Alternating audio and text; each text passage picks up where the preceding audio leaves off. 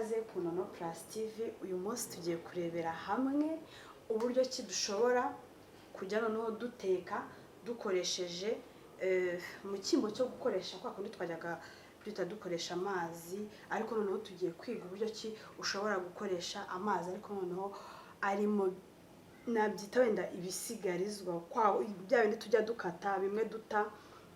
Tugiye kwigira hamwe ukuntu umuntu abiteka yarangiza akajya noneho akoresha y'amazi yavuye muri ibyo bisigarizwa bimwe tujugunya ngo dusa nkaho tubyita imyanda.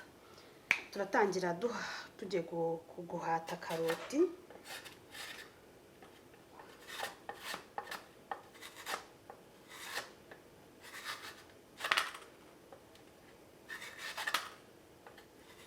Bayihata ugakoresha ibishishwa byayo, ubundi yo ukaba wayitekesha bisanzwe. Murabona ko duhase, urayihata ugasigarana ibishishwa byayo.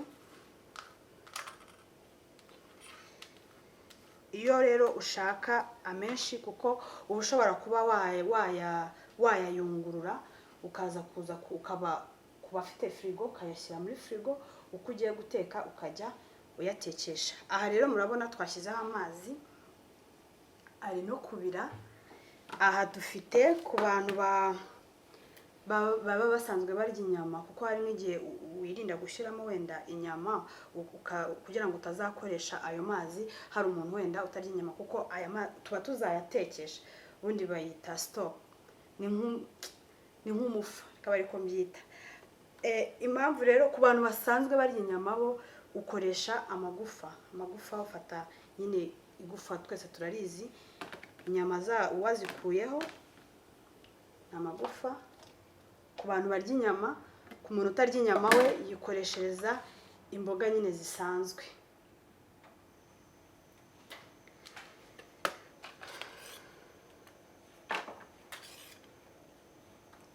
Tugakata imboga.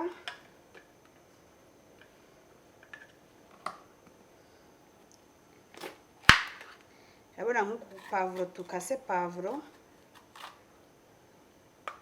dukoresha bya bindi duta nibyo noneho dukoresha. Iyindi tukayisigarana kuko tuba tuzayikoresha.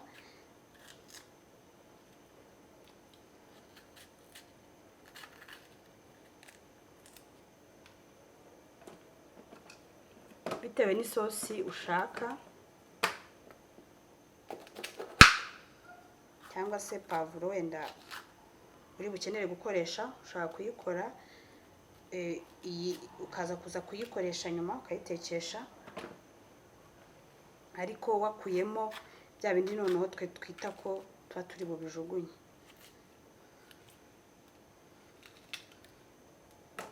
Hano njye nari mfite n'iyindi pavuro y'umuhondo, nayo nshyiramo kuko mbaye wenda njye ndi buzikoreshe zose, cyane ko igihe ufite wenda nka firigo biba bishoboka ko nazo wazikata ukaza kuzibika zikase kugira ngo zitangirika. Aha mfite seleri,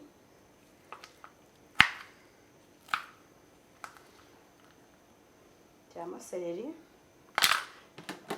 shyiramo ibishishwa nyine bya bishishwa twahase kuri karoti, fata ibitunguru,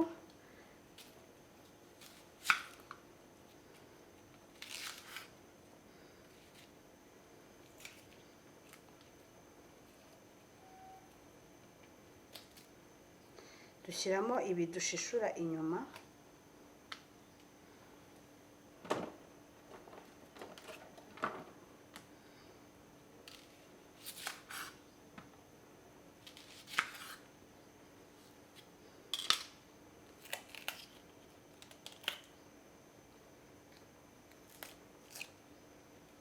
si biba ari ibi gusa, uruboga rwose ufite na za poiro, imboga zose ushobora kuba wabishiramo ugategereza bigatogota. kadukoreshe n'urunyanya, bishyiremo n'urunyanya narwo umuntu afata ibishishwa by'inyuma gusa.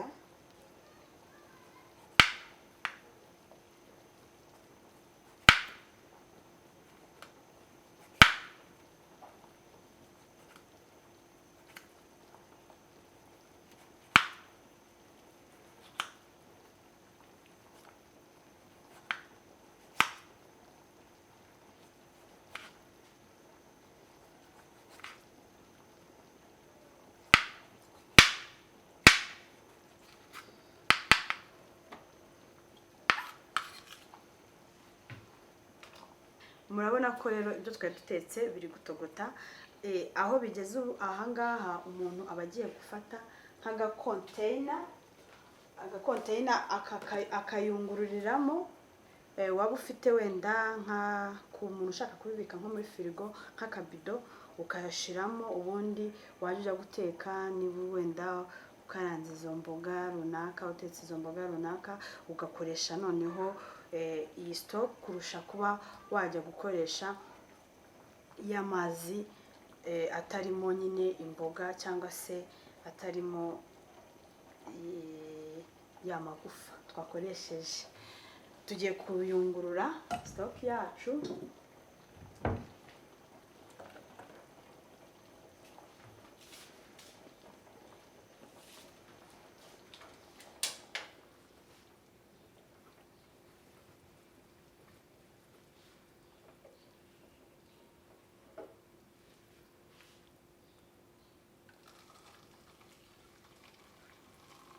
Murabona ko n'isura yayo ubona ko rwose afitemo nyine irindi bara, kuko haba harimo nyine na za ntungamubiri zose tubona muri izi mboga.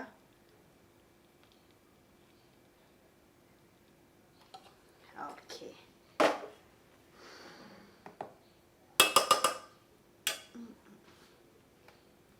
Urumva uri guhumura kubera za mboga zagiye zijyamo. Haba harahumuramo seleri, hari guhumuramo inyama kubera nyine ya magufa twakoresheje.